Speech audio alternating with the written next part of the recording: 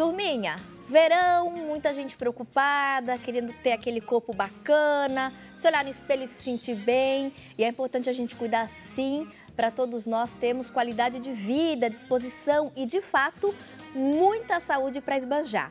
A gente recebe hoje com muito carinho e respeito, ele que é nutrólogo, doutor em ciência dos alimentos e sempre participa do programa Mulher.com. Doutor Edson Credidio, seja muito bem-vindo. Feliz 2014, muito doutor. Obrigado para você também. Prazer recebê-lo. Prazer é todo meu. Doutor, verão não tem jeito, né? A gente gosta, né? Tem aquela preocupação maior de cuidar da alimentação, do corpo. E hoje, muita coisa está na moda.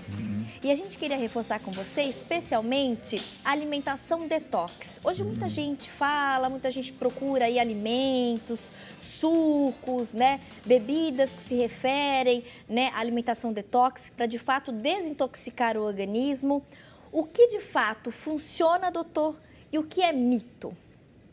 Então, a dieta detox, ela preconiza que se utilize alimentos naturais, orgânicos, verdura, legumes, frutas, que se evite o café, leite, carne vermelha, ou qualquer alimento com glúten, né? Então, ela tem alguns pontos que não são corretos, né? Eu acho que se você quer desintoxicar, é só comer alimentos variados, mas não tem que evitar todos esses outros, né? Então, o que se preconiza também de evitar refrigerante, corante, aromatizante, alimentos industrializados, todos os alimentos que são processados na indústria alimentícia, né? E na realidade, o fato de proibir, por exemplo, a lactose também que eles proíbem, né, é uma coisa que é um erro muito grande, porque o leite e derivados, todos os programas que eu participei aqui com você, eu sempre falei bem, e cada vez mais se descobrem propriedades benéficas do leite. Então está meio na moda, o lactose é veneno, o glúten é veneno, sempre tem uma coisa assim que a carne vermelha faz mal, café faz mal. Então isso, na verdade, você tem regras para se comer, são as leis da alimentação. Essas leis são a qualidade e quantidade, a harmonia e a adequação. Então todo mundo tem que fazer isso. E eu noto que quando começa a falar de um alimento ser prejudicial, está errado. O glúten, por exemplo, é a parte proteica do trigo. Ela só vai dar problema para quem tem intolerância ao glúten, né? Que é a chamada doença celíaca. Se você comer um pão, você tem vômito, tem diarreia, né? Então não pode generalizar, todo mundo parar com glúten. É lógico que emagrece, porque você não pode comer massa nenhuma, você não pode comer pães de espécie alguma, tudo tem glúten, né? A lactose, então você já fica restringindo leite e derivados. Só que o leite, como eu disse, né, ele tem o melhor cálcio biodisponível que existe. O leite tem, foi na Unicamp, no SLAC, agora, final do ano passado, mostrou que a proteína do leite... É um congresso, né? É um congresso SLAC internacional. Então, mostrou que a proteína do leite deve ser utilizada por diabéticos, porque abaixa a glicemia. O leite tem uma imunoglobulina que abaixa o colesterol, quer dizer, o leite é remédio. Agora, mas eu tomei o leite e fez mal. Ou tem intolerância à lactose, que não consegue quebrar no duodeno, no intestino, a lactose, que é o açúcar do leite, em galactose e glicose, ou ele tem alergia ao leite de vaca, que seria um processo já que tomou o leite, começa a coceira, falta de ar, chiado no peito. Então, por exemplo, nós devemos tirar o glúten de quem é celíaco e tirar o leite e derivados de quem tem problema de intolerância ou alergia. Só que ambos têm tratamento, né? Então dá para se fazer. O fato de desintoxicar, o nosso corpo, ele é perfeito, tem um mecanismo de homeostasia, de biofeedback, que ele limpa o corpo, né? O que nós não podemos é intoxicá-lo. O que intoxicaria, que eu também sou contra? Evitar, no caso, refrigerante, procurar tomar suco, comer bastante verdura, legumes, de preferência as que são da época, né? E seguir esses detalhes que já são muito antigos, né? De comer como um rei de manhã, um príncipe à tarde e um mendigo à noite. E esses cuidados é importante, né, doutor? Não só, por exemplo, pós-festas de fim de ano, durante verão, aqueles cuidados antes do carnaval que muita gente busca, né?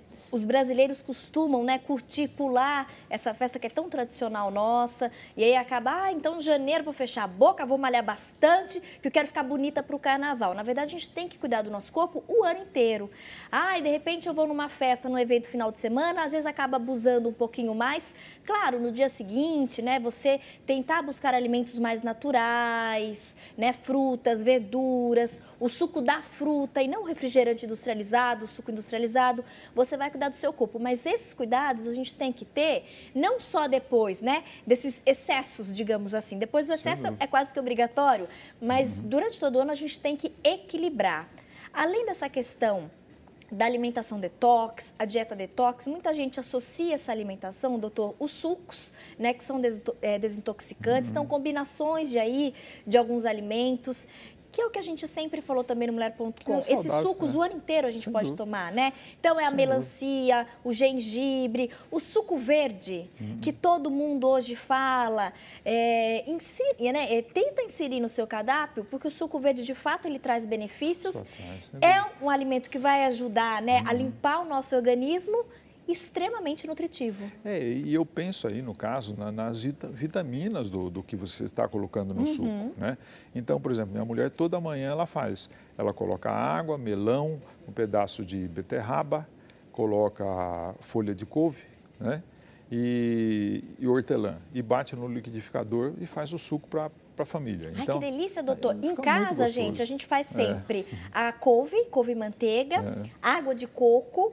E aí a gente pode adoçar um pouquinho com mel, muita gente também coloca um pouquinho de gengibre, né, que dá um gostinho especial. Mas eu vou pedir para você repetir o seu suco. Gostei para variar um pouco o meu, doutor. Como é que você faz? Então, coloca água, ou se quiser também suco de laranja, né? Nós colocamos geralmente água. Melão. Água, melão? Melão, um pedaço de beterraba, conforme as pessoas que vão tomar. Se for para um só, põe um pedacinho e guarda o resto. Certo. Né?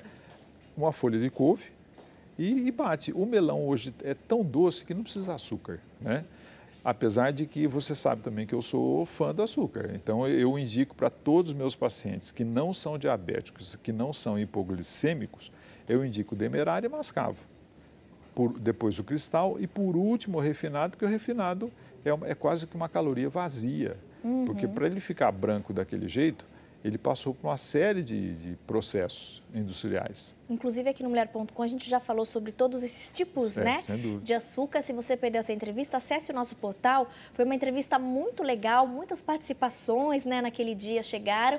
Então você pode conhecer um pouquinho mais dos benefícios e as curiosidades sobre cada um aí desses tipos de açúcar que a gente encontrou hoje no mercado. Reforçando os melhores, os mais saudáveis, o açúcar demerara e o açúcar mascavo.